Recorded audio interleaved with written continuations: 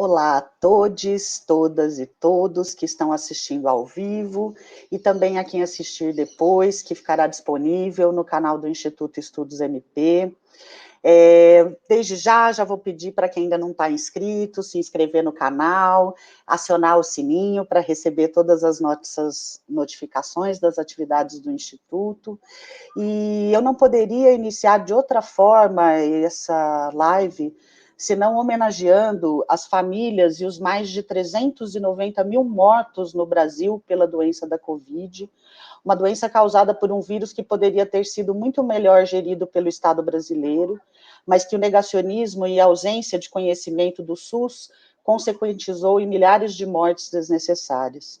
E para isso, me socorro à arte, me socorro ao poema de Caterine O'Meara, No Tempo da Pandemia. E as pessoas ficaram em casa e leram livros, e escutaram, e descansaram, e fizeram exercícios, e fizeram arte, e jogaram jogos, e aprenderam novos jeitos de ser, e ainda eram. E escutaram mais atentamente, alguns meditaram, alguns rezaram, alguns dançaram. Alguns conheceram suas sombras, e as pessoas começaram a pensar de maneira diferente. E as pessoas se curaram, e, na ausência de pessoas vivendo de forma ignorante, sem consideração ou coração, a Terra começou a curar. E quando o perigo passou, e as pessoas voltaram a se reunir, elas fizeram luto por suas perdas, e fizeram novas escolhas, e sonharam com novas imagens, e criaram novos modos para viver e curar a Terra plenamente, assim como elas haviam sido curadas.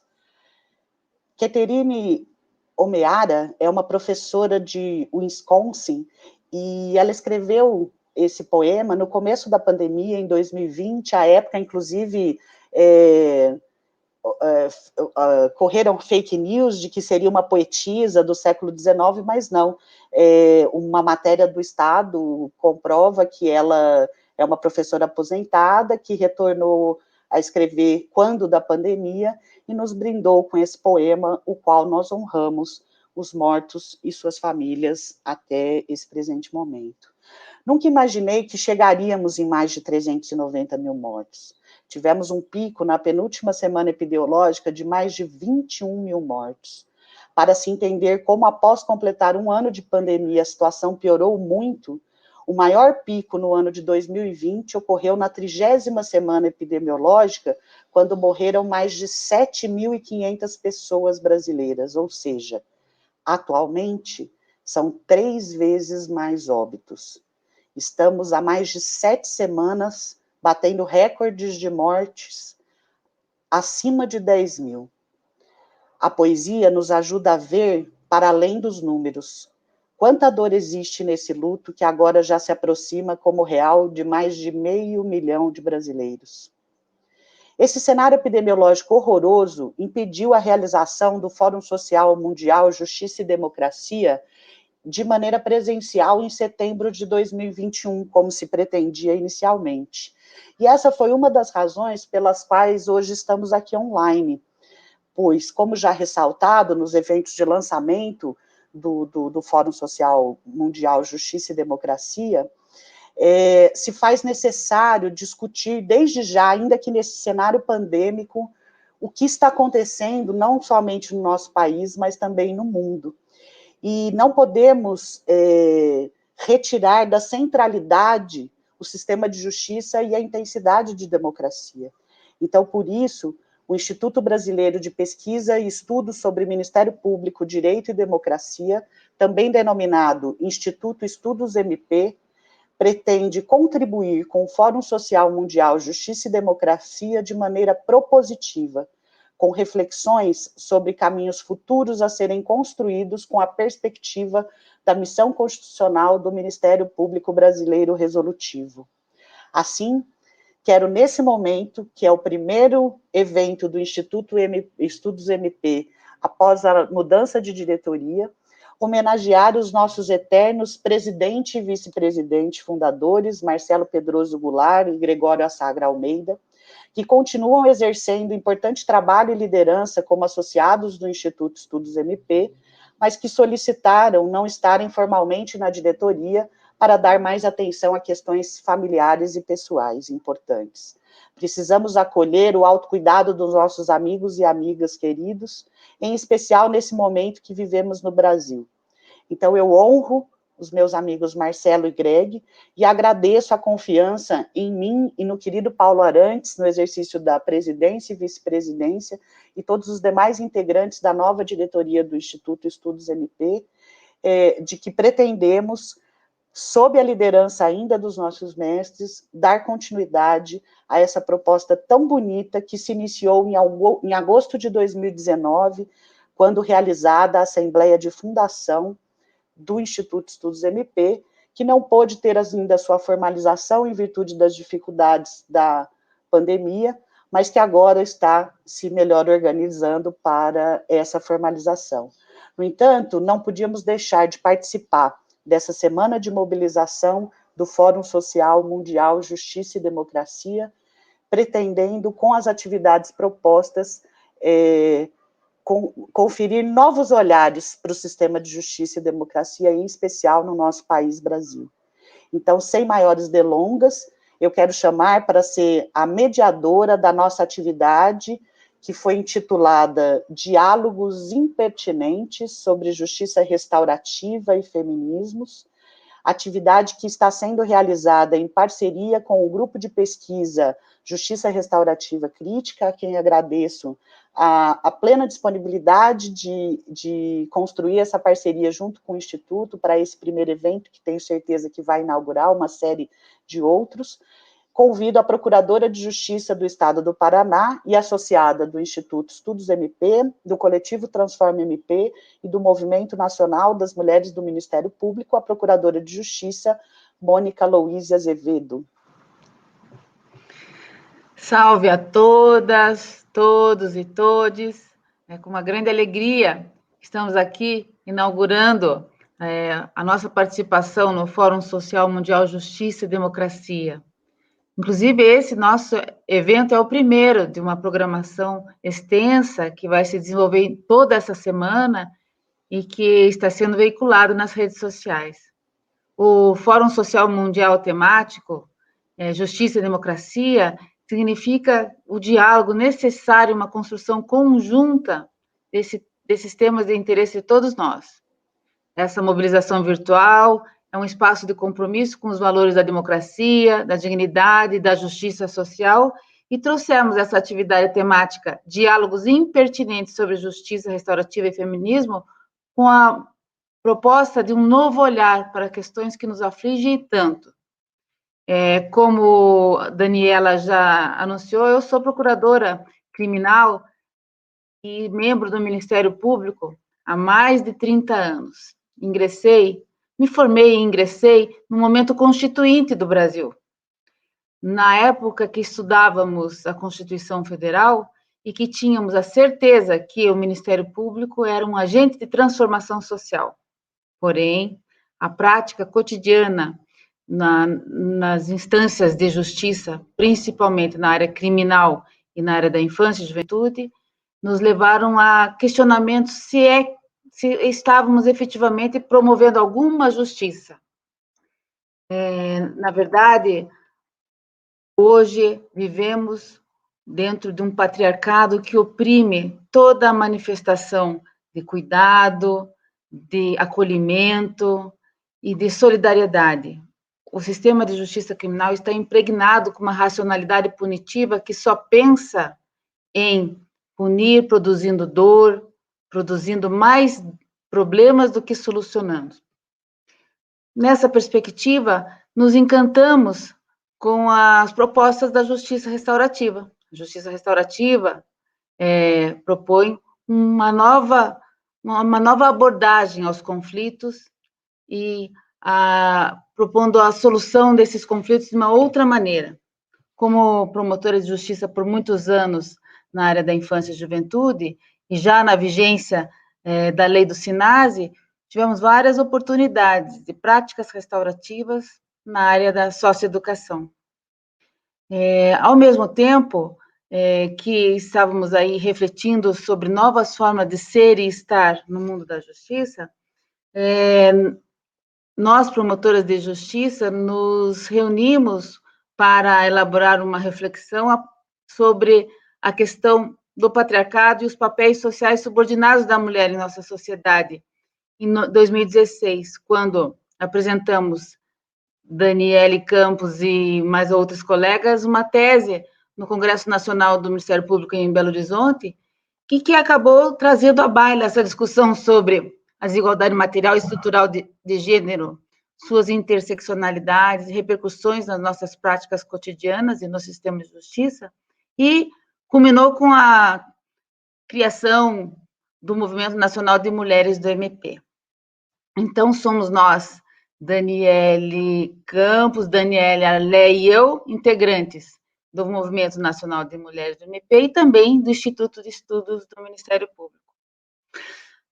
Ocorre que num desses eventos que participávamos as três, aliás, nenhuma sabia da participação da outra, mas nos encontramos virtualmente já na pandemia, em meados do ano passado, num desses cursos de aperfeiçoamento promovidos pela Ajures do Rio Grande do Sul, fomos instigadas pelo Procurador de Justiça gaúcho Afonso Conzen, que, ao expor as dimensões dialógica, relacional e emocional da justiça restaurativa, destacou a matrística como a dimensão a ser revisitada, por valorizar o olhar, o acolhimento, a proximidade, o envolvimento, o sentimento, a subjetividade, enfim, os valores de cuidado originários da relação mãe e filho e que são fundantes da vida em sociedade.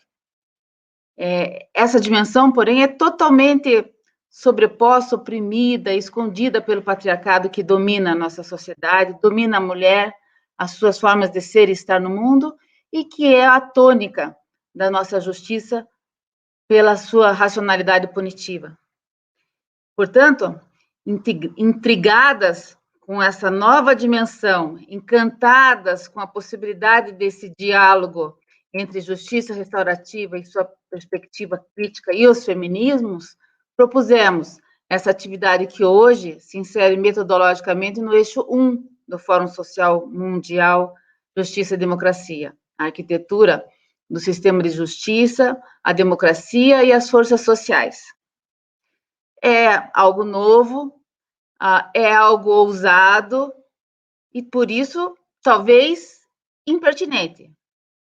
Porém, nada mais pertinente do que repensarmos as expressões da cultura jurídica predominante no país, a sua relação com a sociedade, assim como apontar a necessidade de novas formas institucionais aptas a enfrentar o desafio de recolocar as pessoas em primeiro lugar, lhes assegurar todo o reconhecimento, respeito e consideração, o que deve caracterizar a vida numa sociedade mais justa, mais igual, mais solidária. Para abordar essas questões, convidamos 3 painelistas, todas elas qualificadas nesses temas. Em primeiro lugar, convidamos ao diálogo a promotora de justiça Daniele Arlé. Ela é a nossa referência na temática da justiça restaurativa e da autocomposição no âmbito dos ministérios públicos. Daniele Arlé é membra do Ministério Público de Minas desde 92, atualmente é titular da Promotoria de Justiça e Defesa da Criança e do Adolescente, na área infracional, é mediadora cadastrada no Ministério Público de Minas e membro do NINA, Núcleo Permanente de Incentivo à Autocomposição do Ministério Público. É coautora de diversos livros, Manual de Negociação e Mediação para Membros do Ministério Público, do livro Mediação, Negociação e Práticas Restaurativas, e Justiça Restaurativa e Ministério Público Brasileiro, de Belo Horizonte, que, aliás, traz em sua capa, e eu trouxe aqui o livro da Dani para que a gente pudesse ver, já o útero de uma mulher, o que evidencia, portanto, essa dimensão matrística da justiça restaurativa. e que nós queremos aqui tratar hoje. A Daniela ela faz parte de diversos órgãos internacionais, e entre elas do CLAC, o Conselho Latino-Americano de Ciências Sociais, sendo que sua formação acadêmica em sistemas de resolução de conflitos pela Universidade Nacional de Lomas de Zamora, na Argentina, se deu já há algum tempo. Também convidamos para contribuir a professora doutora Rafaela Porciúncula Palamola. Rafaela é doutora em Ciências Sociais pela PUC do Rio Grande do Sul, mestre em Ciências Criminais pela PUC do Rio Grande do Sul e em Criminologia e Execução Penal pela Universidade Autônoma de Barcelona. Professora e coordenadora do curso de Direito da Universidade de La Salle, no Rio Grande do Sul, é autora da monografia vencedora do 13º concurso de monografias de Ciências Criminais do Instituto Brasileiro de Ciências Criminais, do BCCRIM. Advogada criminalista, integrante do Instituto Aspectas e da Escola de Justiça Restaurativa Crítica. Eu trouxe também aqui a monografia dela premiada. Ver como nós mulheres também podemos ter uma produção acadêmica significativa, né? E também, como convidada, a nossa terceira painelista é a professora doutora Ana Michele Karen dos Santos. Michele é a mais nova, é mestre, doutoranda em Ciências Criminais pela PUC do Rio Grande do Sul, coordenadora adjunta do IBCCRIM no Rio Grande do Sul e fundadora da Escola de Justiça Restaurativa Crítica, organizadora da obra Criminologia Feminista do Brasil, Diálogos com Soraya Mendes, e integrante do grupo de pesquisas em políticas públicas de segurança e administração da justiça penal. Eu também trouxe aqui, para que a gente ilustre a nossa conversa, o livro de Michele. Tanto a Daniela Arlé quanto Rafaela Palamola e Michele Karen dos Santos, elas são pessoas bastante presentes nas redes sociais, não sei se as redes sociais, mas nos canais que promovem e divulgam lives sobre justiça restaurativa, sobre novas formas de solução e tratamento dos conflitos. A novidade nesse nosso diálogo, portanto, é essa perspectiva do feminino, dos feminismos, da matrística. E para começar os nossos diálogos, eu convido a promotora de justiça Daniela Arlé, que irá expor por 20 minutos as suas ideias principais. Posteriormente, teremos a intervenção de Rafaela e, na sequência, Michele, sendo que as perguntas que puderem ser elaboradas serão todas bem-vindas e colocadas as painelistas na sequência. Então, passo imediatamente a palavra a você, Dani Arlé, que irá nos brindar com a sua sempre iluminada presença e as suas ideias. Obrigada, Mônica. Só queria um ok para saber se todos me escutam, Ayla. Sim? Sim. Ok. Bom, muito boa tarde. Eu me chamo Daniela Arlé. É um prazer conhecê-las e conhecê-los, ainda que virtualmente. Eu me sinto muito feliz de estar aqui ao lado das colegas e amigas Daniela Campos e Mônica Luise, membras do MP Brasileiro e do Movimento Nacional de Mulheres do Ministério Público, que eu quero aqui saudar e que eu tanto admiro. Além de ser integrante, sou uma admiradora.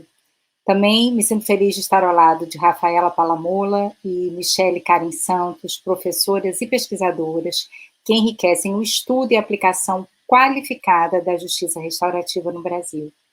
Me sinto honrada de estar nesse espaço que junta tudo aquilo em que eu acredito: social, mundial, justiça e democracia.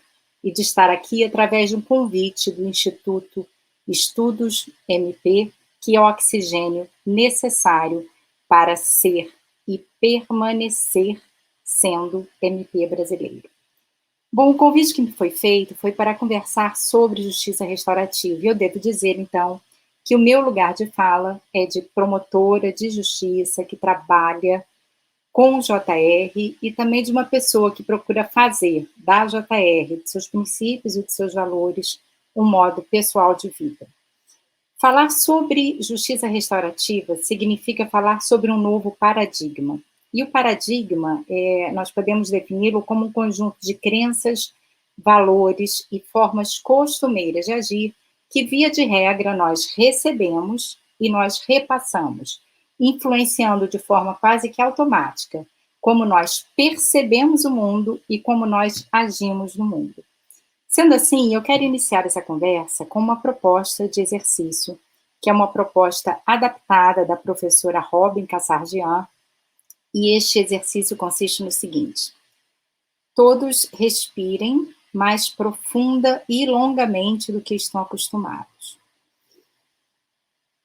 E ao expirarem de maneira imaginária, levem uma das mãos à cabeça e delicadamente retirem de suas mentes todas as ideias pré-concebidas sobre justiça restaurativa, colocando essas ideias num lugar seguro para que vocês, em querendo, voltem a acessá-las depois.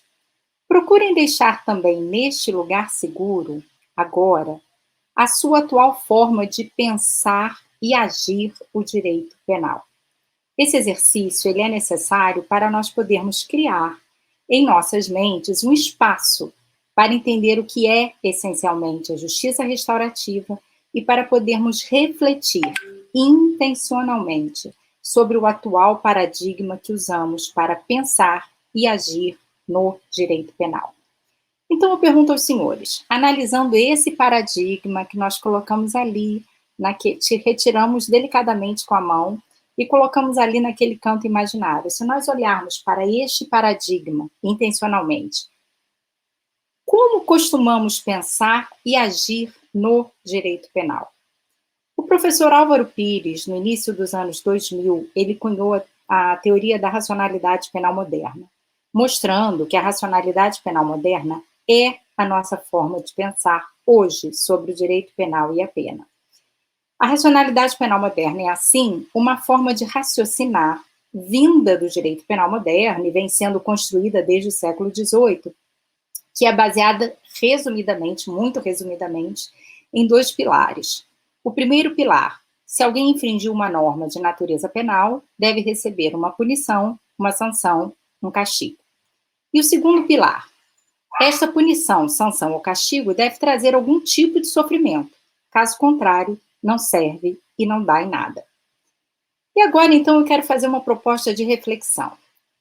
Quem anda satisfeito com este paradigma da racionalidade penal moderna? As vítimas estão satisfeitas? As vítimas de violências, por exemplo, inclusive da violência doméstica. Ofensores estão satisfeitos ou estão se sentindo vítimas do sistema e, portanto, não se responsabilizam? Famílias dessas vítimas e ofensores estão satisfeitas? Ou famílias onde ocorre alguma violência? Gente, desculpem as minhas cachorrinhas. E o meu fone não está funcionando. Então, eu vou pedir uma certa compreensão para a manifestação de ambos. A comunidade está satisfeita? Operadores desse sistema repressivo e desse sistema formal de justiça, como policiais, defensores, juízes, promotores, estamos satisfeitos? Eu não tenho como checar as respostas de todas e todos, mas pela minha experiência, é como se eu pudesse ver as cabeças balançando em sinal de não. Não parece que andam satisfeitos. Estes mencionados ou nós, operadores do sistema formal de justiça. Então, se esse paradigma por si só, ele não está funcionando, pois não está satisfazendo as pessoas, o que nós vamos fazer? Como escreveu a doutora Gláucia Maiara, num prefácio de um livro que para mim foi um presente, e eu aqui abro parênteses para recomendar, que é o livro da Paloma Graf, Autonomia e Segurança, Atendimento às Situações de Violência Doméstica a partir da Justiça Restaurativa. Nesse prefácio, a doutora Gláucia Maiara diz o seguinte: ao mesmo tempo em que uma mulher é agredida a cada 2 minutos no Brasil, o país é o terceiro no mundo com a maior população carcerária. Se a punição fosse capaz de transformar a absurda estatística de violência contra a mulher, estes números e histórias de vida seriam diferentes.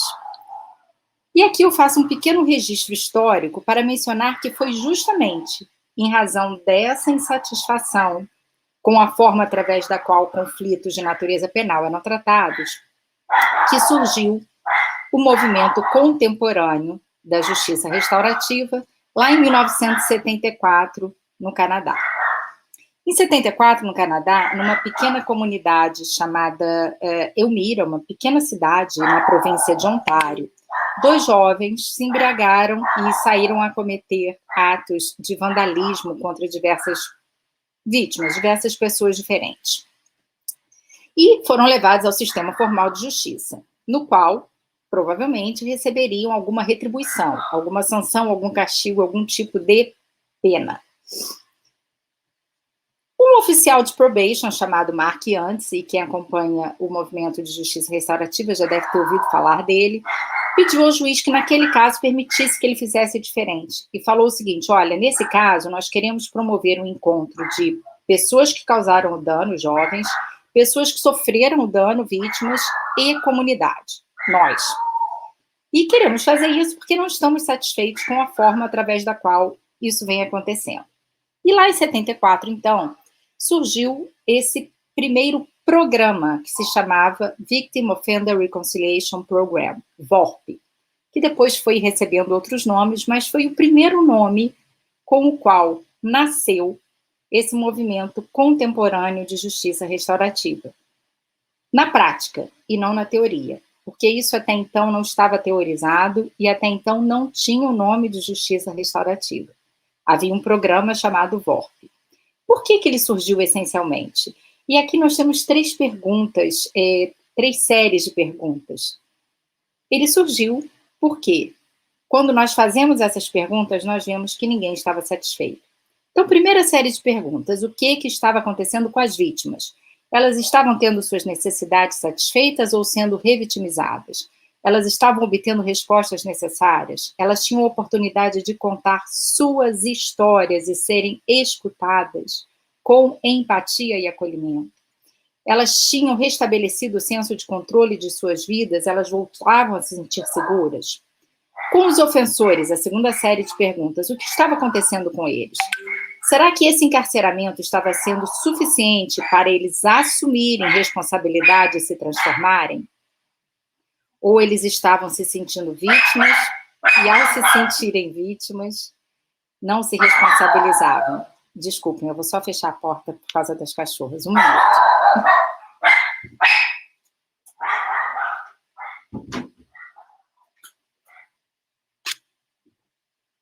Desculpem a todas e todos. E, por fim, o que estava acontecendo com a comunidade? A terceira ordem de perguntas, né? Será que essa comunidade estava tendo alimentado o sentido de comunidade? Estava exercendo o seu poder como comunidade? E vejam bem, nestas 3 séries de perguntas, a primeira série de perguntas era: o que estava acontecendo com as vítimas? Porque as necessidades da vítima são o ponto inicial para a justiça restaurativa. Não se devem negligenciar as necessidades do ofensor e da comunidade, mas o ponto de partida é necessidades da vítima. E quem fala isso é o querido professor Howard Zehr, que, para quem não conhece a justiça restaurativa, é um grande referencial teórico do movimento de justiça restaurativa contemporâneo, e principalmente no Brasil, inclusive como constatado pelo CNJ, ele é um grande marco teórico do movimento restaurativo brasileiro. Foi o professor Howard Zehr que deu a este movimento o nome de justiça restaurativa, que só ganhou esse nome em 1990, quando este nome foi atribuído pelo professor Howard Zehr ao movimento no seu livro Trocando as Lentes. Ele não inventou o nome, ele já havia lido esse nome num artigo do Albert Iglas, mas o fato é que ele que deu a este movimento o nome de justiça restaurativa. Muito bem. Então, como que eu posso definir essa coisa que desde 1990 se chama justiça restaurativa e que começou a se movimentar lá em 74 na prática. Eu trouxe aqui algumas definições, porque, na verdade, o conceito de justiça restaurativa ele não é único e nem deve ser, mas eu trouxe algumas definições para facilitar o nosso diálogo. E a Resolução 12 de 2002 do Conselho Econômico e Social da ONU dizia que a JR é uma resposta ao crime, que respeita a dignidade e a igualdade das pessoas, constrói entendimento, promove a harmonia social mediante restauração de vítimas, ofensores, comunidade. Vejam a tríade: vítima, ofensores, comunidade. Só que ela foi se ampliando, então ela deixou de ser só uma resposta ao crime para ser, e agora eu vou citar o professor Howard Zehr, uma visão de justiça que quer a satisfação das necessidades, vejam bem, foco em necessidades, marca texto, de todos os envolvidos em qualquer situação que cause dano a alguém ou de violência, podendo essa situação ser ou não prevista em lei como crime. E essa satisfação se dá através de processos relacionais, processos onde há o envolvimento de todos, vítima, ofensor, comunidade. É assim a justiça baseada nas necessidades. E quando nós pensamos em necessidades, por exemplo, de uma mulher que sofre violência doméstica, eu vou citar só duas para nós refletirmos. Duas que normalmente são identificadas em grande parte das mulheres que sofrem violência doméstica. Primeira, ver o ofensor assumir responsabilidade. Segunda, contarem suas histórias e serem escutadas com respeito, com empatia, com acolhimento. Me parece que só essas duas já nos servem para concluir que a forma como estamos fazendo não está por si só bastando, pois não está satisfazendo essas necessidades. Tampouco as do ofensor e as da comunidade vêm sendo satisfeitas. O CNJ, por sua vez, em 2016, através da Resolução 225, também definiu a justiça restaurativa de uma maneira muito complexa e longa, e essa resolução, no artigo 1º, diz que a JR é um conjunto ordenado e sistêmico de princípios, métodos, técnicas, atividades, que visa a conscientização sobre fatores relacionais, institucionais e sociais motivadores de conflitos e violências, e por meio do qual, ou seja, esse conjunto é por meio do qual os conflitos que geram dano concreto ou abstrato, não só mais crime, podem ser solucionados da seguinte forma. Vem lá nos incisos dizendo como solucionar esses conflitos através das práticas restaurativas, que são os processos de justiça restaurativa. E no inciso 3º coloca o foco de novo em necessidade. Práticas restaurativas terão como foco satisfação das necessidades de todos os envolvidos. Gosto também do conceito da querida professora amiga Johanna Turner, do Instituto Zehr, na IMU, nos Estados Unidos, que diz que, no seu livro Colorizing Restorative Justice, diz que a justiça restaurativa é uma filosofia que enfatiza a cura, a responsabilização para reparar danos, construir comunidades e fortalecer relacionamentos. E, como mencionou a querida amiga Mônica Luise, a justiça restaurativa acaba por ser, sim, uma dimensão matrística da justiça, como bem ensinado, como bem observado pelo querido sempre mestre Afonso Armando Conza. Matrística no sentido da cultura na qual homens e mulheres podem participar de um modo de vida centrado em cooperação não hierárquica. E outros conceitos também que vão se tornando cada vez mais amplos e cada vez, para mim, fazem mais sentido, que são a justiça restaurativa como movimento social que tem como finalidade melhorar a nossa vida em comunidade. E esse conceito é do professor Karl Stauffer, que é também professor do Instituto Zehr, e do próprio Howard Zehr, que em 2018, enfim, assumiu que talvez a justiça restaurativa seja mesmo um modo de vida, na sua segunda edição de Trocando as Lentes. Como são muitos conceitos, eu acho que é bom nós tentarmos consolidá-los. E eu proponho o seguinte, então, nós podemos enxergar a JR, a Justiça Restaurativa, como uma visão sistêmica, matrística de justiça enquanto valor humano, e não enquanto sinônimo de judiciário, que parte do pressuposto de que estamos todos interconectados e que tem três usos principais. O primeiro, um aspecto resolutivo, pois ela serve para resolver conflitos e violências após eclodidos, satisfazendo necessidades de vítimas, ofensores e comunidade. Ela também tem um aspecto preventivo, pois ela se preocupa em prevenir violências e conflitos que geram danos, construindo relações respeitosas e compassivas. E ela propõe, enfim, um movimento visando uma melhor vida em comunidade para todos, no seu aspecto transformador. Eu disse aos senhores no começo que meu lugar de fala era de promotora de justiça, então eu não posso deixar de trazer aqui a reflexão, uma pergunta que costuma incomodar membros e membros do Ministério Público. O Ministério Público pode aplicar e considerar a justiça restaurativa? E a minha resposta, sem pretender ser dona da verdade, é sim, não só pode como deve. E dou aqui os fundamentos do sim. Eu acho que esse sim está fundamentado no preâmbulo constitucional, que fala do Brasil ser uma república comprometida com solução pacífica de controvérsias. Está fundamentado também no artigo 3º da nossa Constituição Federal, que prevê quais são os objetivos da República Federativa do Brasil. E o querido professor Marcelo Goulart, inspirador de tantas e tantos de nós, ele nos lembra que ali está a missão do MP, como órgão da República Federativa do Brasil. E ali está previsto que nós temos que construir uma sociedade livre, justa e solidária e temos que promover o bem de todos. Grifo, bem de todos. Leia-se, aqui uma relação de conflito que gerou dano, nós temos que promover bem de todos, vítimas, ofensores, comunidade. Outros princípios, como o princípio democrático, o princípio da dignidade da pessoa humana, o princípio do amplo acesso à justiça, o princípio da proporcionalidade, o princípio da não exclusão dos tratados, o princípio da eficiência da administração. Se queremos, MP, ser eficiente, temos que dar respostas satisfatórias à sociedade que existimos para servir.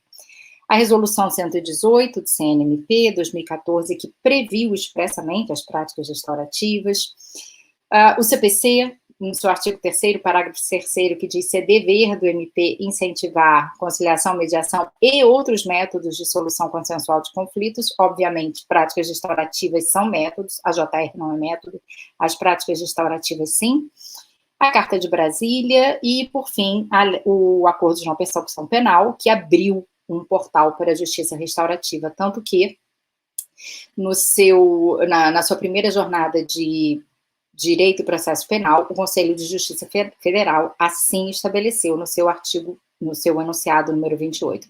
Bom, meu tempo se esgotou, mas eu não quero deixar esse espaço sem fazer uma homenagem ao grande professor Satish Kumar, fundador do Schumacher College. E aqui eu vou fazer, então, uma citação adaptada deste escritor no seu livro Simplicidade Elegante. Vocês podem me considerar uma idealista? Sim, sou uma idealista. Porém, pergunto-lhes, quais as conquistas dos não idealistas até o momento? Dos realistas, quais as conquistas da racionalidade penal moderna? Essa racionalidade penal moderna tem governado a nossa forma de agir por tempo demais e não conseguiu trazer ainda paz e satisfação a todos. Então, quem sabe, nós possamos fazer diferente. E para fazer diferente é preciso coragem. E agora sim, finalizando, considerando que nós falamos de coragem, e como o meu coração é das Minas Gerais, eu faço o encerramento lembrando o grande João das Guimarães Rosas, na fala de Riobaldo, que nos lembra que o que a vida quer da gente é coragem. Muito obrigada. Agradecendo enormemente a sensibilidade e a sabedoria da nossa amiga Daniele Alé, né, que nos traz uma definição de justiça restaurativa a partir do lugar de fala do Ministério Público, né, que é o que ocupamos também. Agora eu convido para as contribuições da academia, a partir da doutora Rafaela Palamola. Com uma perspectiva crítica, certamente tem muito a contribuir para o nosso diálogo e para a nossa reflexão. Então, Daniela, passo para você, Rafaela, passo para você a palavra agora, no período de 20 minutos. Boa tarde, pessoal. Inicio agradecendo o convite feito pela Mônica e pela Daniela. É um prazer imenso estar aqui na abertura das atividades, né, desse evento glorioso que acontece há tantos anos, né, que Porto Alegre, inclusive a cidade onde eu vivo e onde nasci, já sediou e talvez tenha sediado aquela edição mais emblemática de todas, né, e inclusive foi numa das edições do Fórum Social Mundial aqui em Porto Alegre que houve uma confluência de intenções, né, e de corações, se eu posso dizer assim, que deram um impulso para os primeiros projetos piloto da justiça restaurativa. Não sei se todos sabem disso, né, mas isso é algo que eu descobri na minha pesquisa de doutorado, que foi durante um Fórum Social Mundial em Porto Alegre que se encontraram vários atores muito importantes para a justiça restaurativa brasileira, e a partir desse encontro, então, é que se viabilizou o início, né, a gênese da justiça restaurativa brasileira. Então, eu tenho muito encantamento pelo Fórum Social Mundial, né, e relacionado, então, à justiça restaurativa, esse espaço é ainda mais importante. Não vou me alongar, mas quero cumprimentar a fala da Daniela, que me antecedeu, e cumprimentar a Michele, que vai dar sequência a essa nossa mesa virtual aí de debates, né? Gostei muito de ouvir a Daniela, nunca tinha ouvido ela falar sobre justiça restaurativa, e, na verdade, foi uma boa escolha começar pela exposição da Daniela. Ela fez uma excelente exposição, né, do que é a justiça restaurativa, trazendo dados super importantes para a gente entender de onde sai a justiça restaurativa, de onde vem isso, né, e quais são as motivações, digamos assim, iniciais do percurso da justiça restaurativa moderno, ou contemporâneo, melhor assim dizer. Então, até por conta da apresentação que ela fez, eu vou me permitir saltar algumas informações que eu tinha selecionado para iniciar o debate, né? E eu vou falar um pouquinho, centrar um pouco mais a minha fala na questão das influências, né? Dos movimentos e teorias que influenciaram a justiça restaurativa ao longo aí dessas 4, 5 décadas, cada vez isso aumenta, né? Eu já falo disso há mais de 15 anos, então a gente se perde na temporalidade, às vezes. Mas eu queria abordar um pouquinho, então, essas influências que também vão nos ajudar a entender isso que a Mônica e a Daniela pediram que eu abordasse hoje, né? Que é a falar um pouco dessa visão mais crítica da justiça restaurativa, né? Que quando a gente fala em justiça restaurativa, a gente pode estar falando sobre muitas coisas, né? Esse é um fenômeno que está muito vinculado à justiça restaurativa por conta da trajetória da construção da justiça restaurativa, digamos assim, né? A Daniela estava falando da primeira experiência, né, que se tem notícia lá no Canadá, e ela mencionou que quando essa experiência acontece, ela não era chamada de justiça restaurativa, né? Era uma experiência de uma forma mais informal de administrar um conflito, né? A técnica utilizada era a mediação, vítima-ofensor, mas naquele momento não se tinha o que hoje se tem, né? Que é um grupo aí, a gente pode chamar de modelo de justiça, né?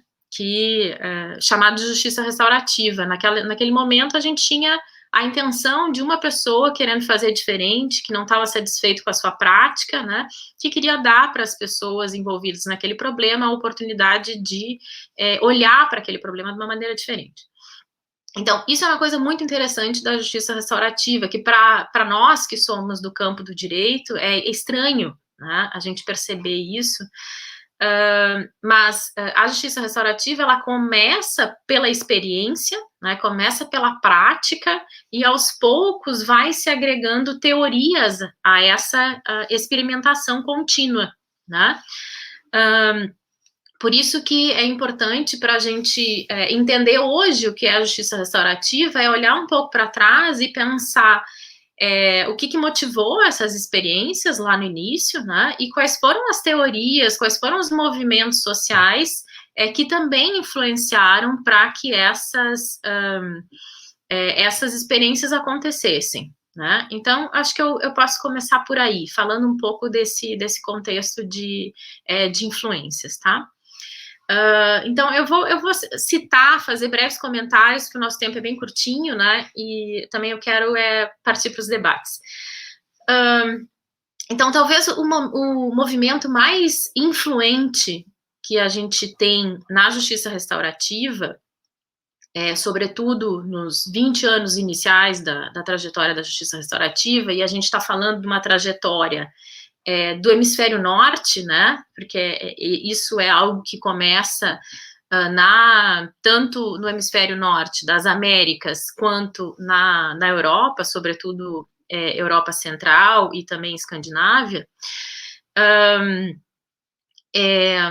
A gente tem influência, então, fortíssima do abolicionismo penal, né? E isso é tão forte que tem um livro muito bom que está aqui atrás, que eu não consegui separar, são 2 volumes, que faz uma espécie de compilação das experiências da Europa relacionadas à justiça restaurativa, né? Então, é um relatório que tem ali experiências de mais de 20 países, né? E um dos tópicos que são mencionados em cada uma dessas exposições sobre os países, né, o que influenciou a justiça restaurativa naquele país, né? E a grande maioria dos artigos, né, que contam a experiência desses países fazem referência a um artigo escrito pelo criminólogo norueguês Nils Christie, que se chama Conflitos como Propriedade, né? É um artigo que ainda não está traduzido para o português, mas acredito que logo estará. Mas ele existe em espanhol e originalmente foi publicado em inglês, né? Esse artigo lá da década de 70, ele serve de influência para o movimento inicial da justiça restaurativa, né? Então, ele é lido por pessoas que estavam no campo, sobretudo no campo jurídico, né, que estavam lidando com esses conflitos, né, principalmente no âmbito da justiça juvenil, né, desses vários países aí, e ele serve, então, de impulso para que aquelas pessoas implementem alguma estratégia diferente, né, para lidar com aqueles conflitos do dia a dia, do seu cotidiano profissional, tá? Então, às vezes pode parecer, né, que quando a gente diz que o abolicionismo é uma matriz fundante da justiça restaurativa, pode parecer que a gente está falando algo muito exagerado, né, ou que a gente está sendo radical, né? E isso é um erro em vários sentidos, né? Porque o abolicionismo ele tem uma riqueza muito grande, não só em termos de crítica ao sistema penal, né? Mas também em termos de propostas, porque o abolicionismo ele consegue diagnosticar, né, o que ele consegue explicar o sistema penal como nenhum outro movimento criminológico foi capaz de fazer, né? E eu digo isso afirmando assim, né, tão fortemente, porque os abolicionistas, eles vieram da criminologia crítica, né, que já era um movimento no âmbito da criminologia que trazia uma crítica muito forte ao sistema de justiça criminal, né? Então, eles são oriundos, né, dessa matriz bastante crítica. Mas eles levam a crítica, sim, ao extremo, porque eles entendem que a partir daquele diagnóstico, né, que eles conseguem fazer da realidade do sistema, é impossível sustentar a permanência desse sistema, né? Ou melhor, não há motivos para nós lutarmos pelo sistema, né? Mas o ideal seria, ideal aqui está colocado de uma maneira proposital, né? O ideal seria que nós buscássemos um outro caminho, né? Então, claro, se a gente fica só nessa primeira leitura, a gente vai imaginar que, tá, eles são, então, os abolicionistas são criminólogos idealistas, né? Criminólogos que sonham com um mundo que provavelmente nunca chegará, né? Buscam uma utopia, e essa utopia seria não existir um sistema de justiça criminal. Mas, na verdade, tem muita coisa entre essa utopia, né, e o não fazer nada, e o continuismo do sistema, né, ou em dizer que não temos alternativa à racionalidade penal moderna. Tá? Ao longo das décadas, os abolicionistas eles contribuíram para que a justiça restaurativa conseguisse enxergar caminhos, né, caminhos intermediários, né, caminhos que não fossem esse proposto, né, inicialmente mais utópico pelos abolicionistas, mas que pudesse, então, dialogar com o sistema de justiça criminal e ofertar alguma possibilidade diversa aí de responsabilização. Tá? Então, é bem importante a gente conhecer, né, conhecer mais a fundo o trabalho dos abolicionistas.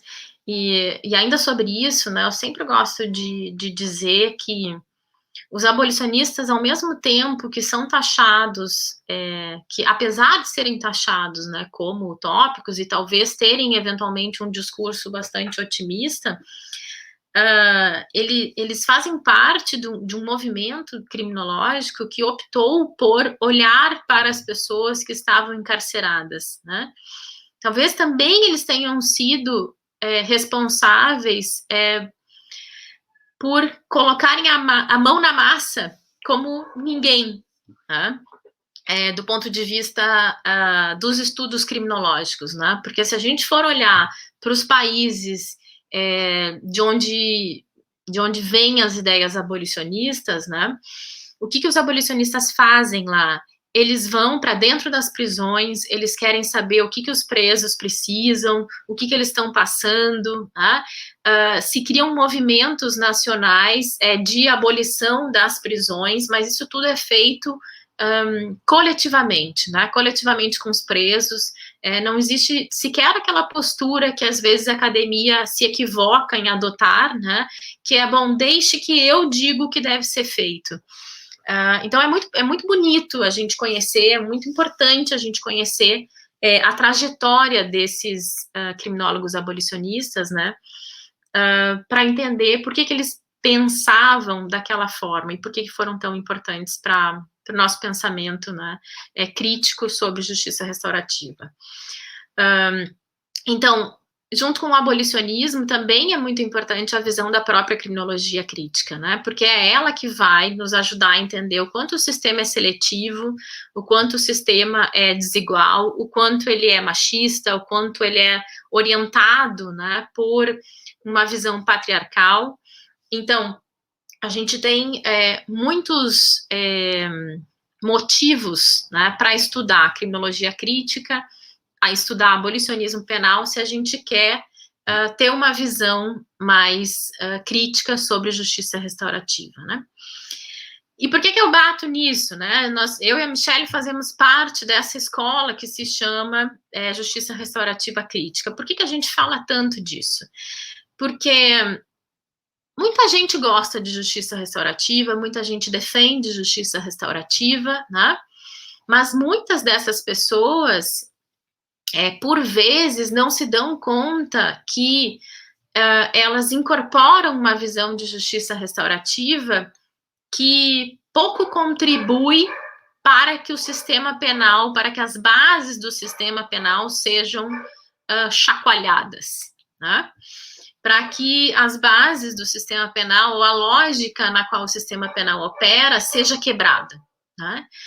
E aí a gente vê isso, né, lá na ponta, com consequências muito sérias, que são práticas restaurativas que servem para reforçar, né, o sistema punitivo, que não conseguem se descolar daquilo que a Daniela explicava, né, que é a racionalidade penal moderna. Né?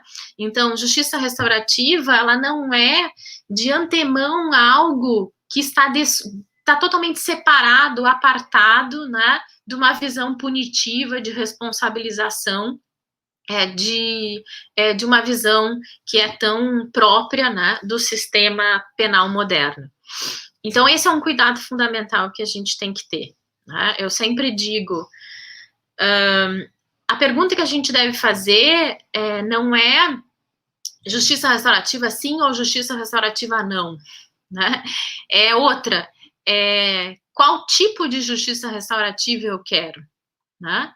Então, eu quero uma justiça restaurativa colaboracionista, uma justiça restaurativa que não impacte, né, que não enfrente esse modelo de responsabilização, ou eu quero uma justiça restaurativa que desafie, ou, para me referir aqui ao título do nosso encontro, né, uma justiça restaurativa impertinente. Eu quero uma justiça restaurativa que incomode. Tá?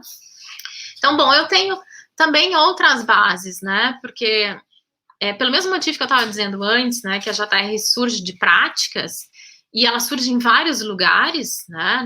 Ela não nasce num lugar e fica ali, ela se dissipa por vários países. É por esse motivo também que as influências da justiça restaurativa são várias. Então, a depender de onde ela tenha sido desenvolvida, ela vai ter sido mais ou menos influenciada por esses dois movimentos criminológicos que eu me referi, e também pode ter sido influenciada pelo comunitarismo, pelo liberalismo e pelo individualismo, né? Pelo movimento de vítimas e pela vitimologia, né? Que é um ramo, digamos, acadêmico, né? Que se debruça sobre a questão das vítimas, por tradições indígenas, pelo cristianismo, né? Então, se a gente vai pegar o modelo do Zer, por exemplo, a gente vai identificar que tem uma força bem grande, né? A matriz religiosa tem uma força bem grande naquilo que o Zer conta sobre justiça restaurativa, tanto que tem um capítulo do livro dele dedicado a isso, né? Mas isso quer dizer, então, que JR tem que ser necessariamente vinculada a alguma matriz religiosa? Não. Né? Então, por conta também dessa trajetória, é que hoje é cada vez mais comum a justiça restaurativa ser vista como um movimento social, né? Por conta dela ter nascido das práticas, né? E do ponto de vista teórico, o desenvolvimento da justiça restaurativa é até incipiente se comparado com o acúmulo de práticas, né? Isso é bom, isso é muito bom, mas ao mesmo tempo, isso é problemático, né? Por quê? Porque como a gente tem muitas visões influenciando a justiça restaurativa, nós também temos muitas experiências que levam o nome de justiça restaurativa fazendo coisas muito diferentes uma das outras. Isso, para início de conversa, traz um complicador para quem vai fazer pesquisa em justiça restaurativa, né? Que é a dificuldade de olhar para uma experiência e dizer, tá, mas isso é ou não é justiça restaurativa? Eu, até um certo momento, eu procurava ler, né, os princípios, os valores da justiça restaurativa e olhar para a prática e dizer, bom, isso é ou não é JR? A partir desse arcabouço teórico. Passado um tempo, em função da minha trajetória de pesquisa na justiça restaurativa, eu comecei a fazer diferente. Se aquela experiência se diz justiça restaurativa, tudo bem, eu vou olhar para ela como uma experiência de justiça restaurativa. Mas aí eu vou poder pontuar. Essa é uma experiência de justiça restaurativa contra-hegemônica, essa é uma experiência de justiça restaurativa crítica que desafia a estrutura do sistema punitivo, né? Ou ela é uma experiência que reforça, né? Então, é diferente a gente dizer que simplesmente aquilo que está sendo feito não é JR, do que dizer que é, mas que é um modelo de justiça restaurativa que eu não gostaria, né, que fosse disseminado, né? Justamente por ter essa matriz mais crítica em relação ao sistema penal, né? Bom, a abertura é tão grande da justiça restaurativa que tem um relatório que é de 2007, de práticas restaurativas, né, que foi feito na Inglaterra, que diz o seguinte: no fim das contas, justiça restaurativa significa coisas diferentes para pessoas diferentes, tá? Então, esse é um ponto que a gente tem que prestar bastante atenção. Eu estou com o meu tempo super esgotado, mas eu queria deixar uma reflexão, né, em cima do que nós temos no Brasil como influências da justiça restaurativa, para a gente pensar se a nossa justiça restaurativa tem condições de se colocar como uma prática crítica em relação ao modelo punitivo, né? Então, a gente tem influência muito forte do que se chama de cultura de paz, né? A ideia de pacificação social está muito presente no discurso oficial da justiça restaurativa, e claro que a gente entende muito isso, né? Porque o Brasil tem uma experiência de violência muito grande, então não é de se estranhar que a justiça restaurativa se coloque, né, nesse lugar como uma alternativa pacificadora. Mas essa ideia também tem impactos, talvez a Michele possa falar um pouquinho disso depois. Comunicação não violenta é algo que está presente, né, na justiça restaurativa brasileira, e isso não está presente necessariamente em todos os outros lugares que usam a justiça restaurativa. Questões muito místicas, né, estão presentes na nossa justiça restaurativa por conta da prática que se utiliza majoritariamente no Brasil, né? Então não dá para negar que a gente tem todo um misticismo envolvendo o modelo dos círculos, né? Dos círculos, né, que são aí calcados numa formação específica, né? A gente não tem só uma formação de círculos, a gente tem mais pessoas, né, desenvolvendo metodologias de círculos. E perifericamente a gente tem o discurso, né, da reforma do modelo de administração de conflitos. E perifericamente, porque lá no início da JR no Brasil isso estava presente, e aos poucos isso vai se dissolvendo, né, vai desaparecendo, né? Então, a nossa realidade, daí para fechar, de práticas restaurativas que são baseadas num conhecimento restrito sobre o tema, porque a gente trabalha com poucos autores, né? A gente praticamente utiliza uma visão de justiça restaurativa, dentre tantas possíveis, né, para olhar para a nossa JR. Temos práticas restaurativas extremamente centradas nos ofensores, e isso é um grande problema, né? Isso me parece, assim, que o Ministério Público está num lugar privilegiado, né, para discutir essa questão e levantar a bandeira, né, da necessidade que temos de trazer as vítimas para dentro da justiça restaurativa, porque se o intuito é arranhar, né, incomodar essa visão punitivista preponderante, nós precisamos levar a justiça restaurativa, ou melhor, permitir que as vítimas participem da justiça restaurativa, porque essa sim é uma oportunidade de quebrar essa lógica punitiva que as vítimas estão inseridas, né? Sem elas a gente não consegue avançar. Então esse é um problema, né? E o outro problema também é o reduzido envolvimento da comunidade. Eu vou encerrar por aqui, eu acho que a gente consegue avançar em outras questões no debate, peço desculpas por ter avançado aí no meu tempo. Obrigada mais uma vez pelo convite, Mônica e Daniela. Nós aqui agradecemos, Rafaela, com suas contribuições. por destacar a importância da justiça restaurativa impertinente, contramajoritária ao discurso oficial da cultura da paz, da CNV, das questões místicas, que também nos incomodam e que acabam por contaminar e até criar algumas ideias pré-concebidas sobre justiça restaurativa, enquanto uma possibilidade de mudança e de transformação. Agora, eu convido a Michele dos Santos, que é uma doutoranda, está no meio das suas pesquisas bem intensas sobre justiça restaurativa e a questão de gênero, já a escutei algumas vezes tratando da violência doméstica, e que certamente também nos trará a dimensão do feminino para essa nossa discussão inicial. A palavra é sua, Michele. Bom, boa tarde a todas e todos, quase boa noite. Né, quero só, de pronto, agradecer o espaço, acho que é super interessante, né, esse diálogo impertinente, mas tanto quanto pertinente, em um espaço, né, de atividade do Fórum Social Mundial, porque, bom, né, o que estamos falando aqui, se não de justiça e democracia. Então, agradeço imensamente a proposta e o desenvolvimento, né, desse encontro. Aproveito para cumprimentar as colegas, a Daniela, a Mônica, a Daniele e a Rafaela, né, que já falaram antes de mim, e trouxeram questões importantíssimas até para minha fala poder seguir a partir daqui. Fiquei muito feliz de ver a Mônica com o nosso roxinho, Criminologias Feministas no Brasil.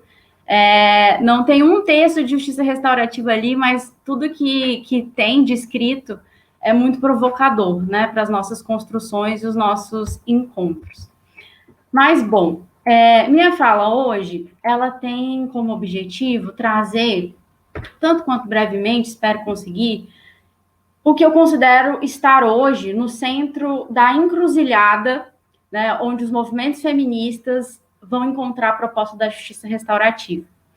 Então, acho que desde a Constituição, né, das lutas pelos direitos das mulheres, pensar os processos de vitimização e os processos de criminalização a partir dos estudos criminológicos, críticos e feministas, nos trouxe essa possibilidade de enxergar, né, diante de múltiplas matrizes de opressão, como classe, gênero, raça, o que o sistema de justiça, né, e mais especificamente o sistema de justiça criminal, fundado meramente em um paradigma punitivo, pode reservar para as mulheres. E essa encruzilhada, né, onde a justiça restaurativa pode encontrar o feminismo, os feminismos, os movimentos feministas podem encontrar a justiça restaurativa, ela vem de encruzilhadas anteriores, né, onde os caminhos, eles também se desencontram, em certa medida, ou se encontram, né, legitimando determinados aspectos do que nós temos hoje construído dentro do sentido do que é justiça. E aí é onde a gente se acha também numa relação complexa entre o que deveria ser e o que é. Porque, bom, o que deveria ser no âmbito dos processos de vitimização das mulheres?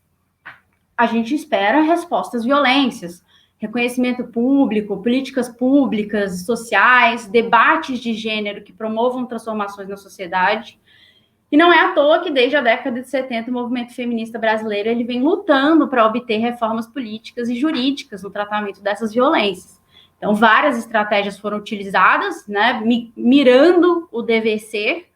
Então, a gente tem aí a utilização, né, dessas estratégias por esses movimentos feministas, e a gente consegue ver muitos avanços dentro desse estabelecimento de políticas públicas específicas.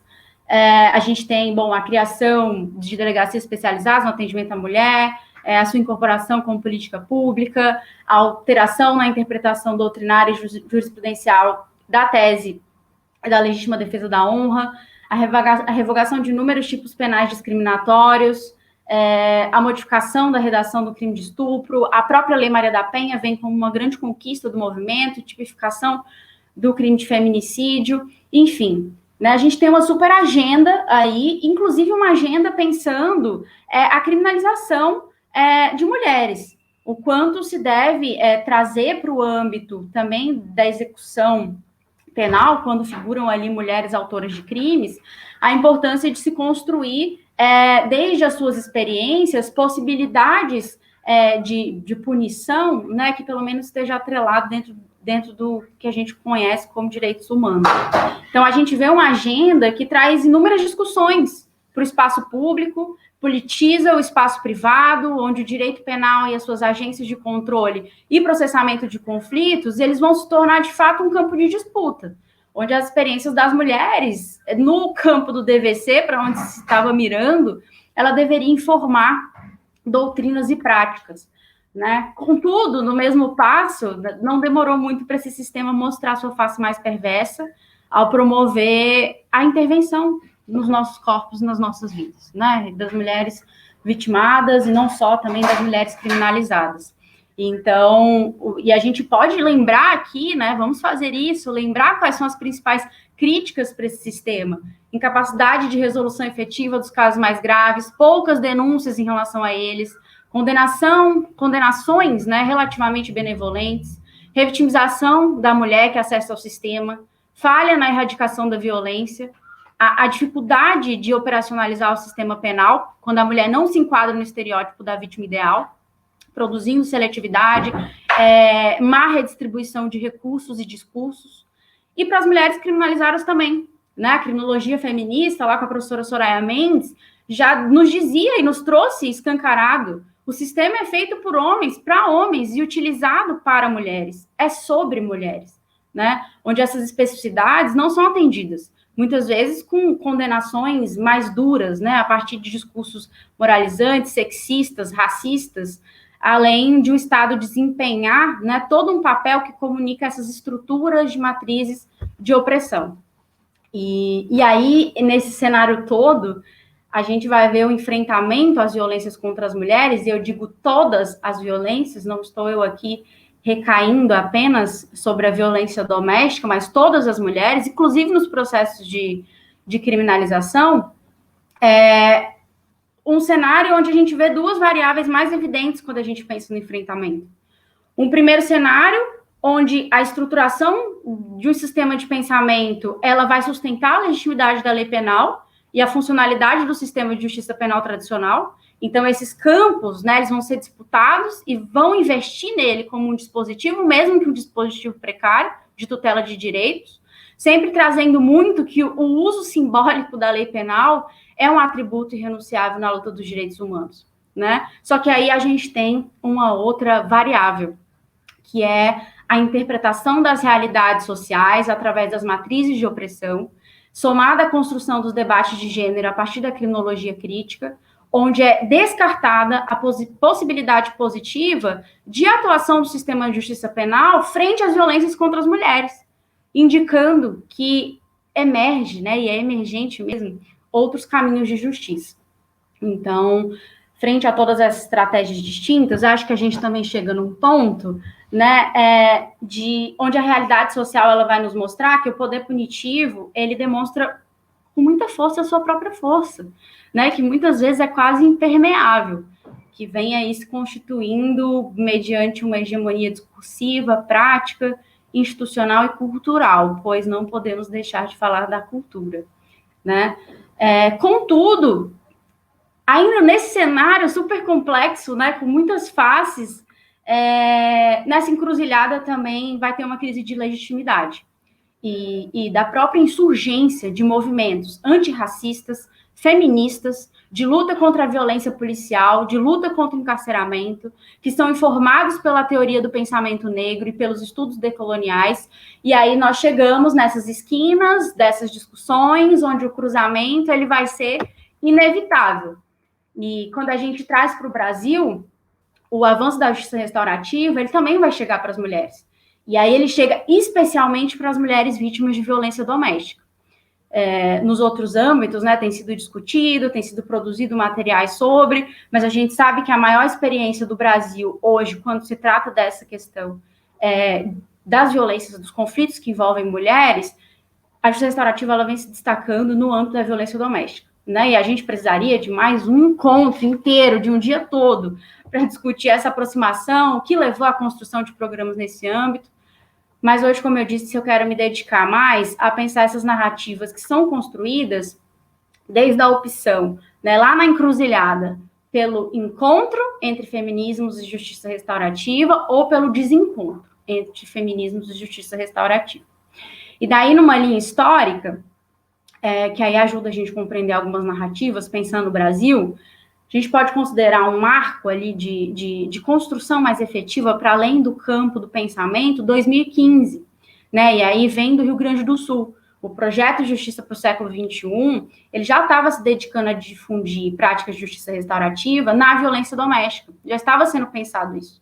Então, o objetivo ali era muito claro, consta nos relatórios, pacificar conflitos e violências. Depois, em 2016, a gente tem a resolução 225 do CNJ, o artigo 24, parágrafo 3º, que vai prever, então, né, que as coordenadorias estaduais da mulher em situação de violência doméstica e familiar pudesse adotar, quando cabível, processos restaurativos. Mas o grande boom no Brasil mesmo, de a gente pensar se é possível esse encontro ou não, antes de a gente tomar uma posição, é em 2017 ali, né, o boom. Porque a gente tem, primeiramente, o lançamento da 3ª edição da Semana Justiça pela Paz em Casa. Não sei se vocês lembram, mas a Carmen Lúcia tem uma fala muito impactante, né, naquela época, presidente do STF, do CNJ, ela traz uma fala um tanto quanto provocadora, porque traz uma outra percepção, traz uma proposta nova, né, que seria a possibilidade de aplicação da justiça restaurativa na violência doméstica. Mas naquele mesmo momento, ela está invocando a cultura de paz, né? E que paz é essa? A gente tem que se perguntar sempre, né? É uma cultura de paz, e isso foi questionado, né, a partir da fala da Carmen Lúcia. É uma cultura de paz que a todo instante se presume pela ausência da guerra, e se a guerra não existe, nem apenas essa própria paz vai existir, ou é uma paz que, na verdade, lida muito, né, através das teorias do consenso, na verdade, quer expandir o grande controle social a partir de um ideal de que, em algum momento, todos nós iremos compartilhar os mesmos valores e princípios de vida, mesmo diante de inúmeras diferenças sociais que são convertidas em desigualdades. Então, a gente começa a pensar, que paz que é essa, né? E a Carmen Lúcia traz ali na sua fala algo também muito impactante, que é a sugestão. Ao falar da aplicação da justiça restaurativa, ela faz uma sugestão de repente, trocar, né, o nome dos juizados de violência doméstica e familiar contra as mulheres por juizado pela paz em casa. Isso gera uma polêmica, de fato. Em sequência, a gente tem a 11ª jornada Lei Maria da Penha, já trazendo, né, a carga do discurso da Carmen Lúcia para um âmbito mais propositivo, de criar comitês de discussão, né, de magistrados, promotores, defensores e todas as pessoas atuantes nesse âmbito, agentes, né, de promoção do enfrentamento à violência contra a mulher, pudessem dialogar sobre justiça restaurativa e violência doméstica. Na sequência, a gente chega na audiência pública, né, que se tem ali promovida pela Comissão de Defesa dos Direitos da Mulher da Câmara dos Deputados, que foi de requerimento de autoria da deputada Érica Cocai, onde se coloca ali claramente violência doméstica e justiça restaurativa, um diálogo possível, e inúmeras representações, inclusive pessoas que atuaram, né, na construção da Lei Maria da Penha, vão dialogar sobre essa proposta. A gente também tem a Carta de Natal, que foi resultado do 9º Fórum Nacional de Juízes de Violência Doméstica, também trazendo mais proposições, propondo mesmo que os juizados implementassem programas e projetos de justiça restaurativa, e, na sequência, todo o interesse do Conselho Nacional de Justiça pela matéria, né, inclusive com produção de pesquisas. Então, hoje a gente tem práticas de justiça restaurativa em violência doméstica em vários estados do país, municípios, né, tanto em formato de redes de prática restaurativa, como projetos em fase inicial, quanto projetos que são unidades jurisdicionais de referência, que já passaram dessa fase inicial, então já tem resultados mais concretos de aplicação de justiça restaurativa no âmbito da violência doméstica, inclusive aproximando, né, possibilitando o encontro entre vítima e ofensor, e esse encontro gerando, então, uma suspensão condicional da pena, que pode vir a extinguir essa pena ao final, mas caso não cumprido, pode fazer com que essa pena, então, vá para uma execução penal. Mas a gente tem alguns estados mais avançados, né? A gente tem algumas regiões, né, mais avançadas, Amapá, Pará, Rio Grande do Sul, que tem 3 unidades jurisdicionais de referência, mas, então, esse é o momento onde a gente vai se deparar com essas percepções diversas, né? E aí, primeiro ponto, principais críticas, o desencontro. O feminismo não vai querer andar de mãos dadas, os movimentos feministas não vão querer andar de mãos dadas com a justiça restaurativa. E aí, por quê? Bom, 2017, né? Qual é o contexto? Impeachment da Dilma Rousseff, em agosto de 2016, novas alianças governamentais, novos protagonismos políticos e desmontes de direitos sociais, muitas discussões, né, no âmbito político sobre gênero e sobre como dialogar, né, sobre gênero em muitos outros campos da sociedade, toda a polêmica que está envolvida ali naquele ano, mas entre os principais riscos dentro desse contexto, então tem um movimento que diz claramente, nós vamos optar pelo desencontro nessa encruzilhada, porque a união entre justiça restaurativa e violência doméstica, naquele momento, poderia estar inserida na disputa religiosa, né, onde se proliferava inúmeros grupos que pretendiam neutralizar a violência em prol da unidade familiar, que é um histórico do patriarcado brasileiro. Então, quem garantia e quem garante que a justiça restaurativa não está a serviço de voltar toda essa dinâmica de publicização da violência para o espaço privado, onde ninguém, né, mete a colher. Então, temos essa primeira argumentação.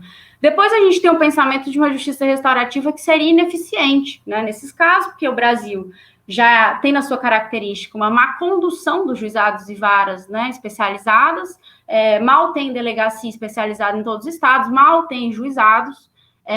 Então, bom, como que a gente avança para uma outra etapa? Né? A implementação de um novo modelo de justiça poderia estar, inclusive, tomando mais protagonismo, porque aquele também era um cenário de cortes orçamentários nas políticas de enfrentamento à violência contra a mulher. Outro argumento que se traz é que, diante do histórico de violência contra as mulheres, essas práticas, né, e aí se lê, às vezes, de uma forma muito simplista, mas, enfim, práticas de mediação e de conciliação, elas seriam lidas como um modelo reprodutor da violência. Então, sim, tem o ideal de que nós só venceremos a violência contra a mulher mediante a sanção que é típica do direito penal. Então, a gente tem uma percepção generalizada de que a justiça restaurativa ela tem surgido para desafogar o judiciário e, por isso, existiria um risco, né, de seletividade relacionada tanto à persecução penal quanto à revitimização das mulheres que sofrem todos os tipos de violência. E aí tem mais um outro ponto, que seria essa preocupação acerca da implementação de um modelo de justiça, que seria essa justiça restaurativa, de forma unilateral pelo Poder Judiciário, sem uma discussão com os movimentos de mulheres e outros profissionais especializados. E a isso vem muito atrelado à própria fala da Carmen Lúcia, né, a polêmica da mudança do nome dos juizados, porque toda essa dinâmica de luta, os direitos que foram conquistados, eles estão muito envoltos no campo da busca, né, dos movimentos feministas, por igualdade, equidade, liberdade, proteção, uma vida livre de violência. Então, se afirmou, né, que a compreensão do CNJ ou de qualquer outro espaço institucional não pode ser à parte, né, marginalizando a voz das usuárias e a voz dos movimentos que tanto lutaram para construir algo de diferente. Mas, então, a gente tem um desencontro, né, que é esquematizado aí em 3 aspectos fundamentais, dentro dessas preocupações. Então, a gente tem esse aspecto geral e normativo, os casos de violência doméstica, eles exigem uma intensa declaração pública sobre a sua inaceitabilidade, né, e não pode ficar ali só no âmbito privado. Então, precisamos pensar, né, de que forma essa justiça restaurativa poderia contribuir, de fato, mas aqui está sendo colocado que ela não poderia contribuir nesse desencontro. O próprio aspecto, né, da estrutura interna do procedimento dessas práticas, com desequilíbrio de poder, banalização da violência, de que forma que essas práticas estão sendo utilizadas, que é onde entra o terceiro aspecto, que é da qualidade dessas práticas. Então, como elas estão sendo, né, desenvolvidas a serviço de quê e para quê. Mas, de outro lado, então, para encaminhar para o meu final, dessa grande encruzilhada, esse movimento, quando ele chega no centro desse encontro, ele encontra uma justiça que tem muitas promessas. E que talvez seja o caso de, então, ao ir embora, né, no encontro dessas esquinas, se tomar um caminho comum, que é uma justiça restaurativa que está mais atenta, né? Um modelo de justiça que está mais atento, que é mais comprometido com a participação dos sujeitos históricos, na construção de outros sentidos de justiça, que coloque o corpo e a vida das mulheres no centro da produção de saber e dessas práticas reparadoras, dignificantes, né? Porque se a gente vê um abismo entre o direito e a justiça, a gente pode ter como horizonte uma justiça que não apenas comunica o direito, mas principalmente comunica a importância da vida e das experiências das pessoas, inclusive das mulheres, primordialmente dessas mulheres vítimas. E talvez aí no centro dessa encruzilhada, o caminho escolhido ele pode ser o mesmo, né? Pelo menos em um tom de aproximação ou fortalecimento de pautas em comum. Mas então a gente vai ter ali como motivos desse encontro uma justiça que tira essa vítima, né, de um conceito minimamente individualizado, mas traz para um conceito mais amplo. Então, a gente tem tanto uma vítima individualizada quanto um conceito mais amplo, e onde o procedimento dialogado e a participação dos sujeitos é só uma potencialidade, porque a maior potencialidade está, de fato, não só apenas a distinção desse modelo, mas a partir desse modelo, poder existir a possibilidade de compreensão da raiz do problema, que leva a outras dimensões, a outros marcadores sociais da diferença, pois sabemos bem que as violências contra as mulheres não estão só localizadas em relações interpessoais, né? Elas também estão localizadas nas múltiplas relações de poder, nas hierarquias, né? na forma de subjugação e subalternização dos nossos corpos, das nossas vidas. No outro momento, a gente chega também no reconhecimento, né? O reconhecimento é um forte argumento. A poder ter esse reconhecimento público da violência dentro de uma justiça que promove uma outra dinâmica é uma possibilidade de agir em justiça, de ter as respostas sobre as motivações, uma oportunidade de um espaço para comunicar seu sofrimento, né? Do frente a frente com o agressor, ser a negativa de que o encontro tem que ser com a lei, e a possibilidade também desse ofensor, desse agressor, poder receber e entender, né, esse ressentimento dessa vítima e poder oferecer uma reparação. Então, receber um bom tratamento e vivenciar corporalmente a valorização por esse modelo de justiça tem imprimido nessas mulheres novos registros, né, nessas mulheres vítimas, nas suas memórias, criado novas disposições internas, assim como demonstra as experiências da Guatemala, República Democrática do Congo, Colômbia, El Salvador, Áustria, que tem programas que desenvolvem práticas com mulheres vítimas. Inclusive, tem elas na frente da sua possibilidade de construção, principalmente quando se dá o encontro da justiça restaurativa com a justiça de transição. Então, resulta muito desses processos todos a substituição da desvalorização, que é muito inscrita na vida das mulheres pela violência. E isso, né, se configura um espaço onde possa ter uma negação dessas relações violentas e danosas. Então, o poder da fala e da escuta, né, a metodologia do despertar de consciências, a possibilidade da reparação através de uma possibilidade também de conscientização desse ofensor, poder comunicar, poder restaurar, reconstruir, né, reparação mesmo, a reparação é uma promessa da justiça restaurativa, se situa no prolongamento desse reconhecimento.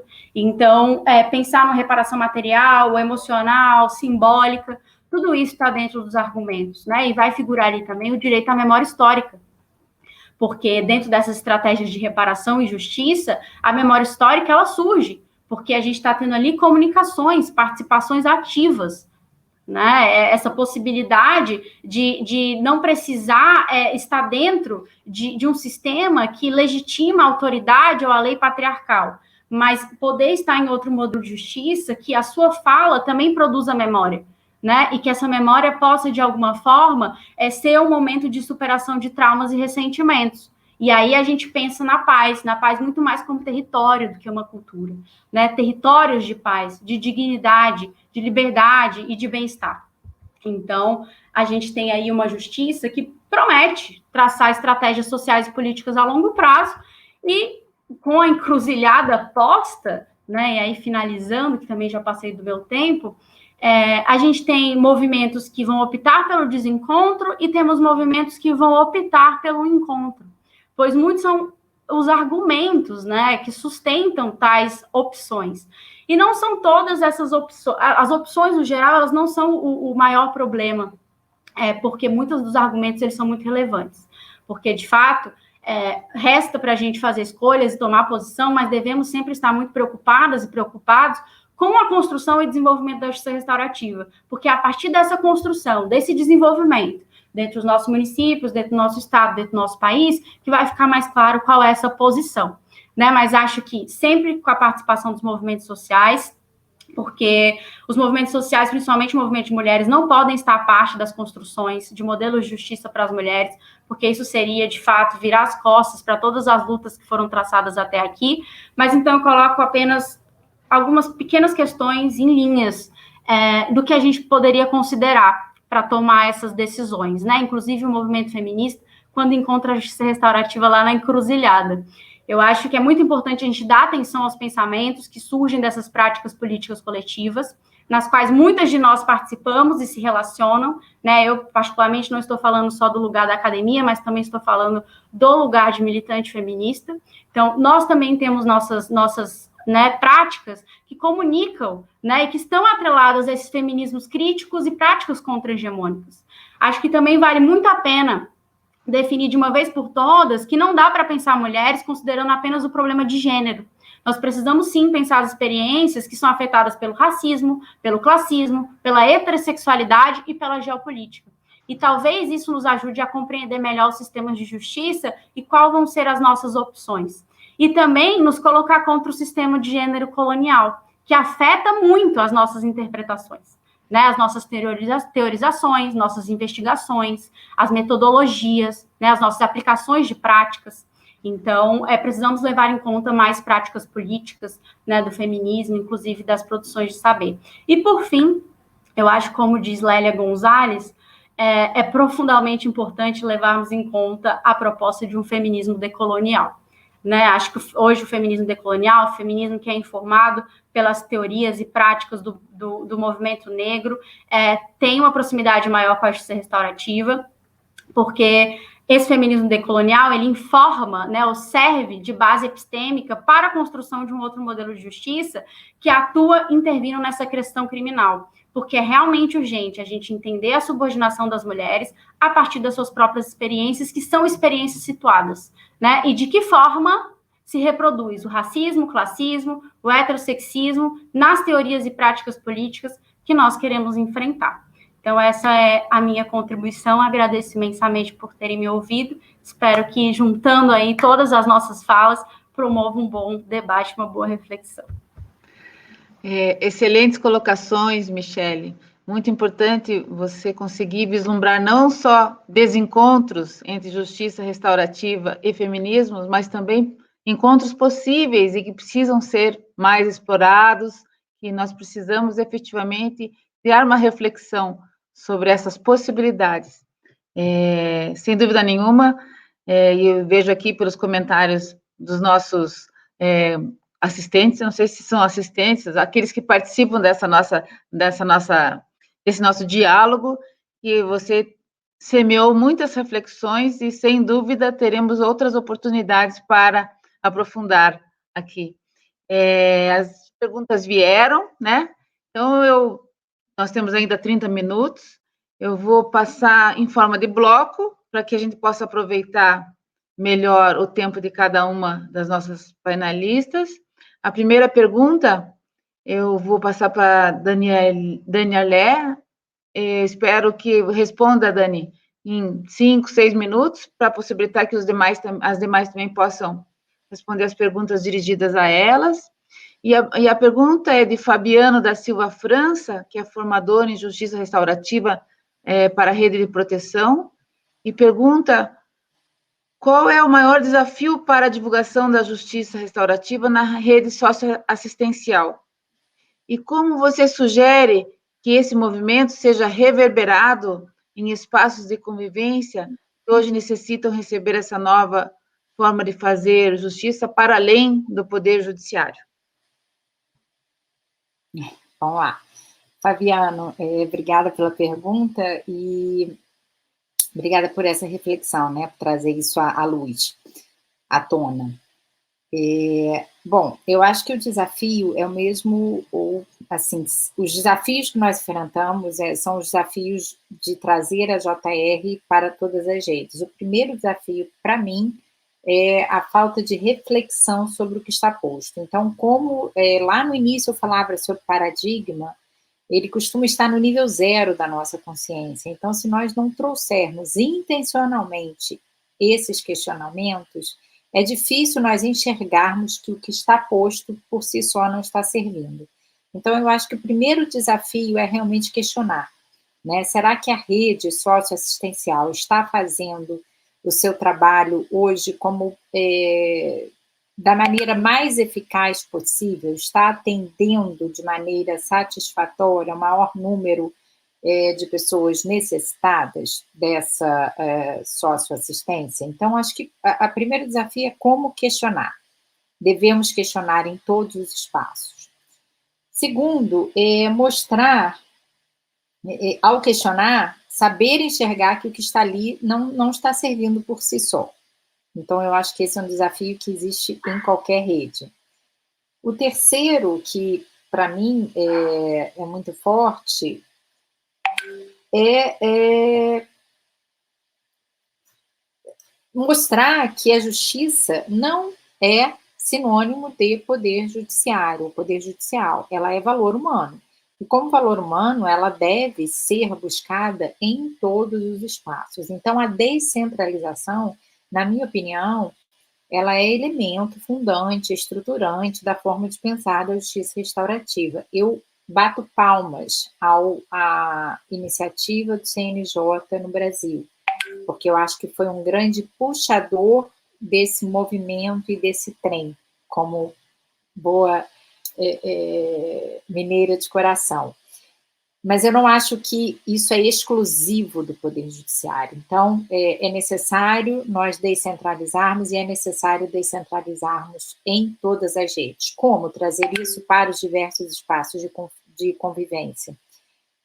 Através das práticas. E aí, sim, tendo facilitadores competentes nas diversas redes, para que cada vez mais nós possamos colocar em práticas restaurativas conflitivas e não conflitivas, criando espaços de escuta.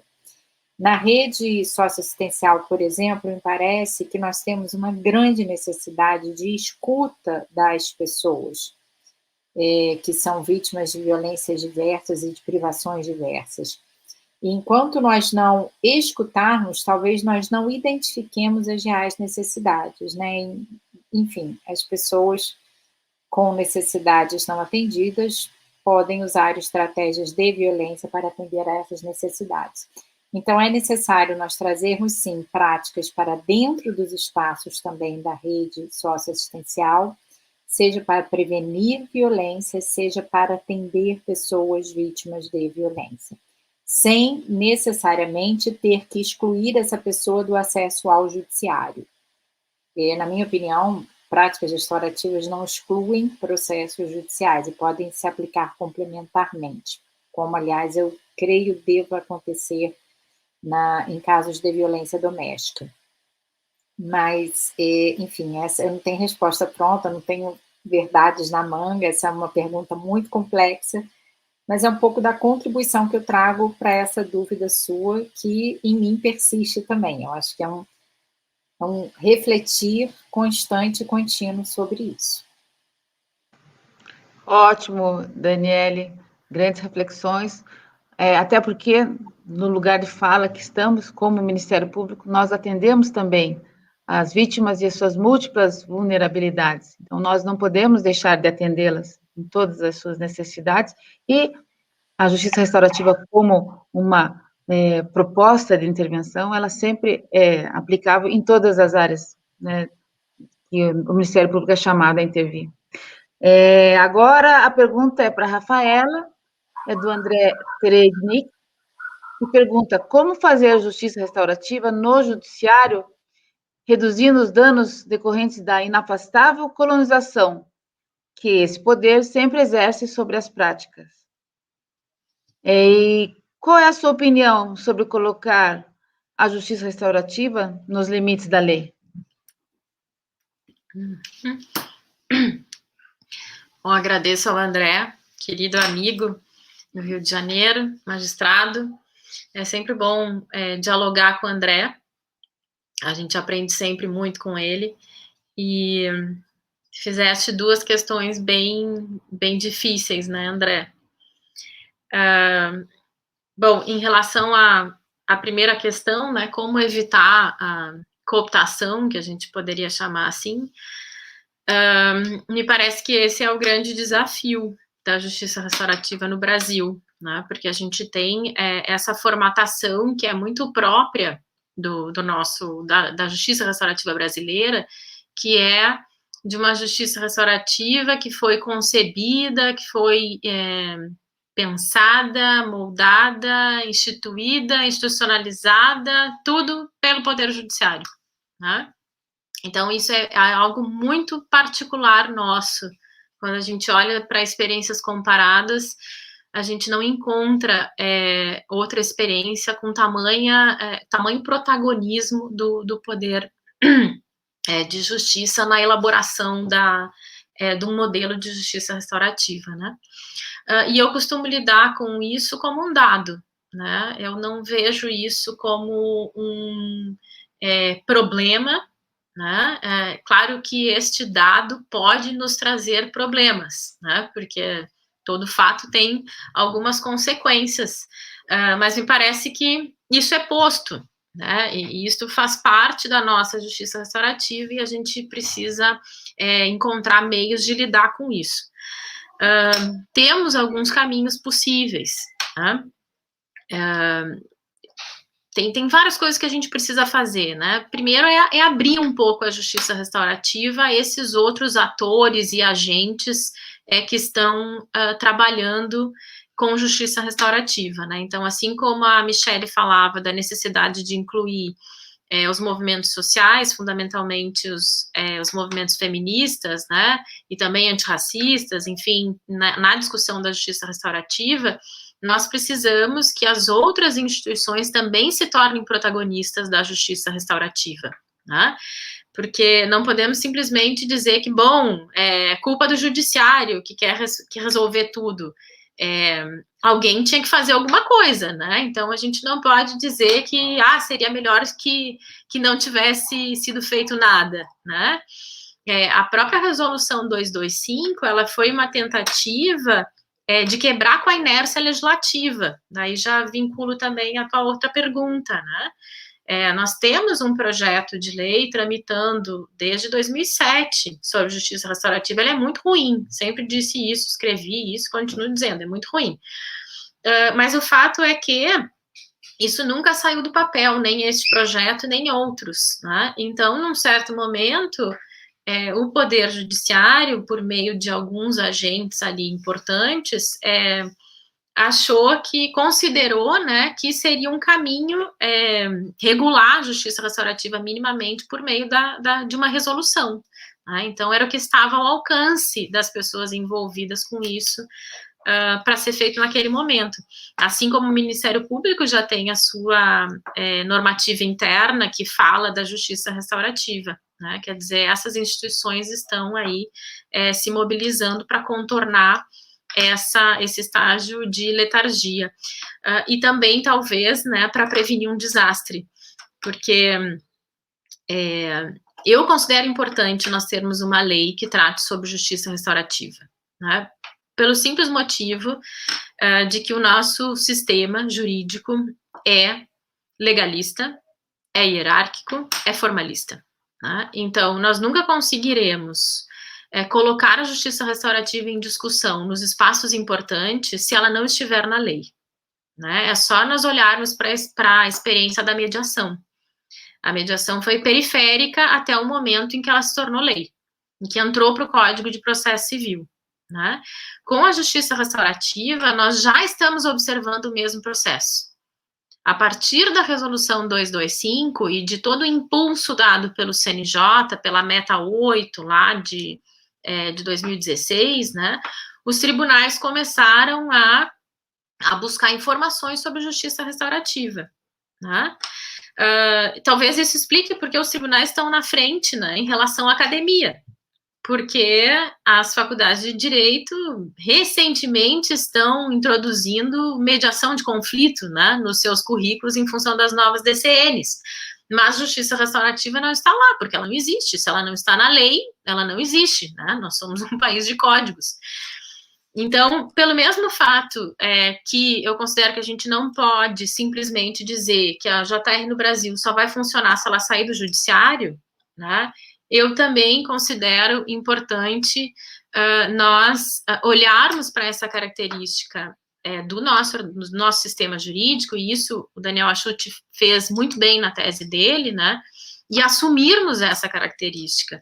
Claro que nós queremos mudar algumas coisas da nossa cultura jurídica, é evidente, né? Nós não somos conformistas, mas ao assumir essa característica, me parece que é possível nós entrarmos no jogo, né? Então, claro que é um risco a questão da lei sobre justiça restaurativa, porque pode vir algo desastroso, mas daí estão aí as lutas sociais, as instituições para botar o pé na porta do Congresso e debater isso, né? Nós temos instrumentos jurídicos, constitucionais, que nos permitem travar esse debate, né, dentro do Congresso.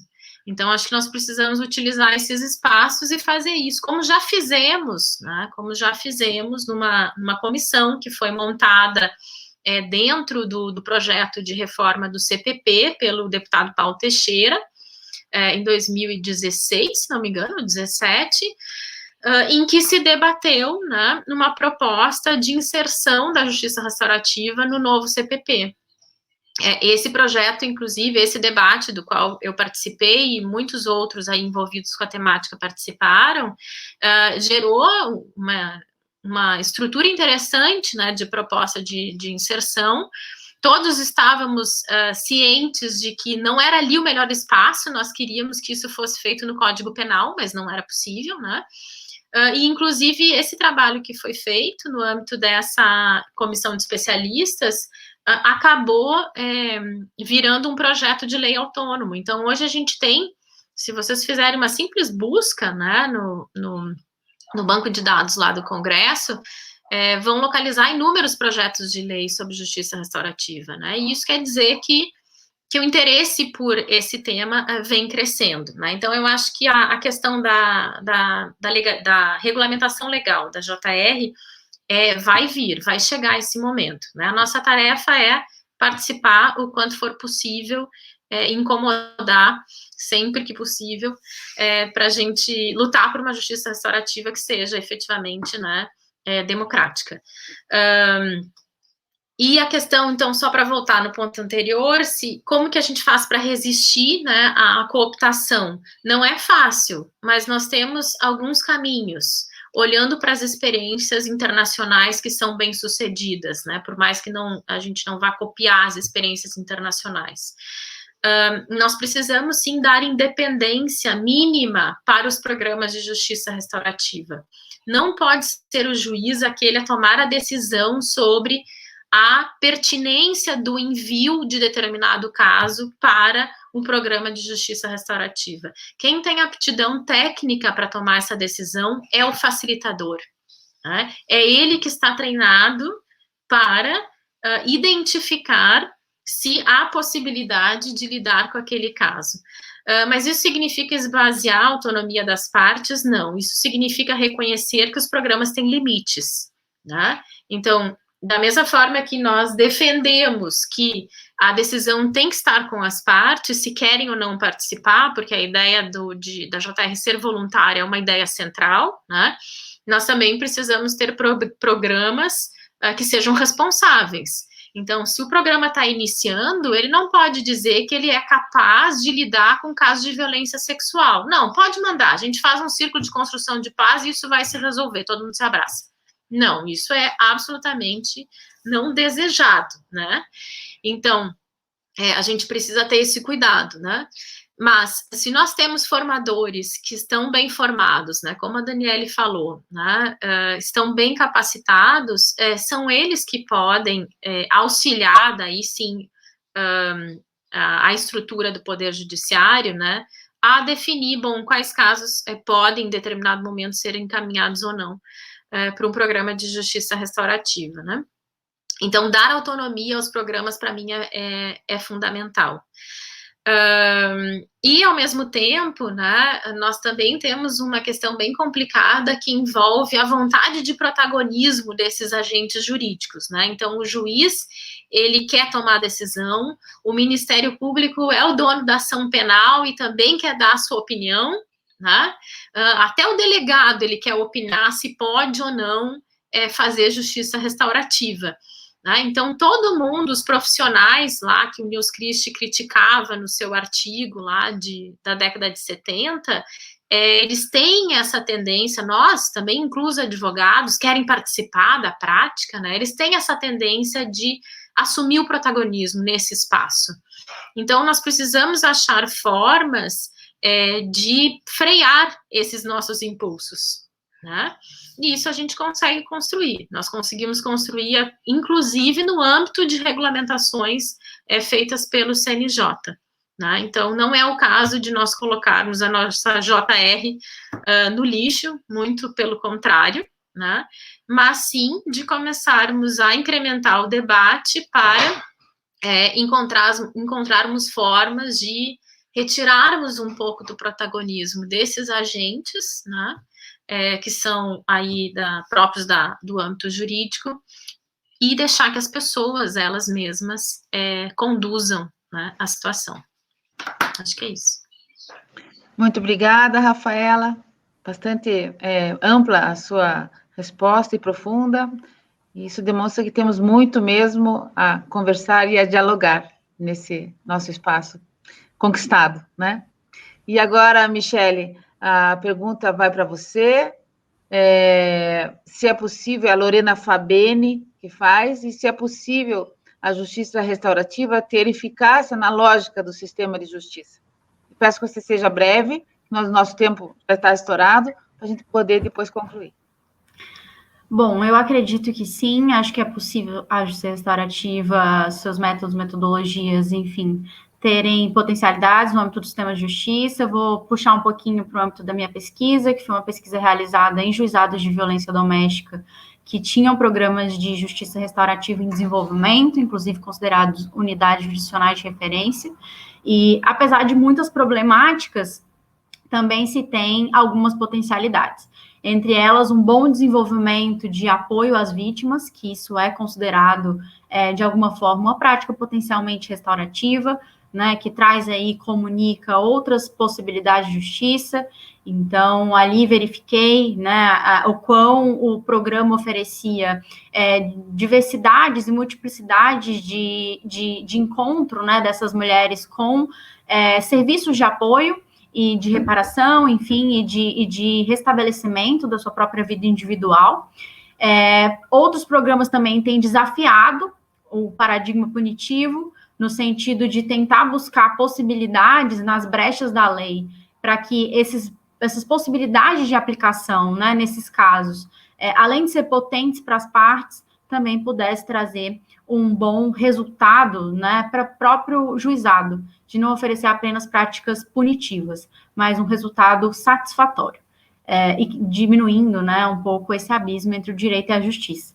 Então, bom, são muitas práticas, também tem muitas perversidades no meio disso, tem uma justiça restaurativa mal compreendida e mal aplicada, mas acho que a potencialidade é clara. Infelizmente, a gente não tem tempo, mas então eu vou deixar aí a dica do que eu tenho escrito, né? Acho que a minha dissertação de mestrado, tão breve, será publicada como livro.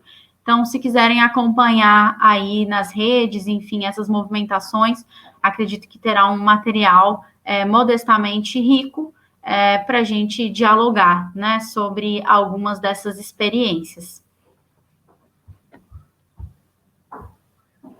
Bom, agradecemos muitíssimo tanto a participação das nossas panelistas com ideias novas, brilhantes, quanto a participação intensa também daqueles que nos assistem, e espero que venham daqueles que venham nos assistir também, porque a nossa proposta é continuarmos nesses diálogos impertinentes ou pertinentes, né, para a construção de uma sociedade melhor, mais justa, mais solidária, que é a proposta do nosso Fórum Social Mundial. Passo a palavra agora à nossa presidenta, Daniela Campos. Bom, eu queria muito agradecer a nossa mediadora, Mônica Louise, a nossa queridíssima Daniela Arlê, promotora de justiça de Minas Gerais, que vem sendo uma grande liderança nas reflexões internas do Ministério Público sobre a justiça restaurativa, e ainda mais as duas integrantes da escola Justiça Restaurativa Crítica, que vocês também podem seguir aí no YouTube, e também vai estar disponível a nossa fala lá no canal deles. Queria agradecer muito a Rafaela Palamola e a Michelle Incari.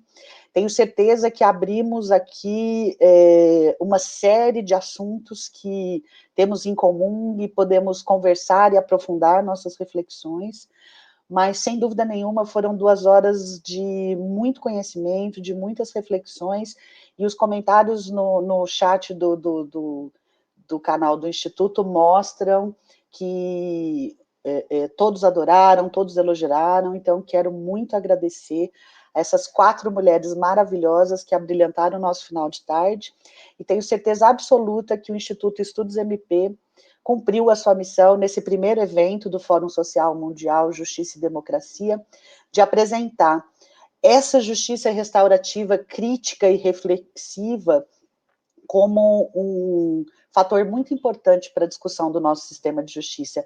Inclusive, como dito pela painelista Rafaela, nós sequer ainda temos essa discussão nos ensinos de direito, né? Então, isso mostra como nós temos aí muito a fazer e muito a refletir, mas que, sem dúvida nenhuma, é um caminho muito importante aí para a justiça, principalmente do Brasil no século XXI. Muito obrigado, e lembrando que nós teremos aí outro evento do Instituto Estudos MP, na quinta-feira, às 19 horas, nesse mesmo canal, com a atividade Direito, Experiência, Estudo de Caso e Teoria Crítica dos Direitos Humanos. Então, já, se quiserem, tem já o link aí, já pode colocar o lembrete, e quem ainda não se inscreveu no nosso canal, não ligou o sininho, peço que o façam, isso é importante para que você também consiga ficar sabendo das próximas atividades do Instituto Estudos MP, e agradeço a participação de todos, de todas e de todos até agora. Muito obrigada.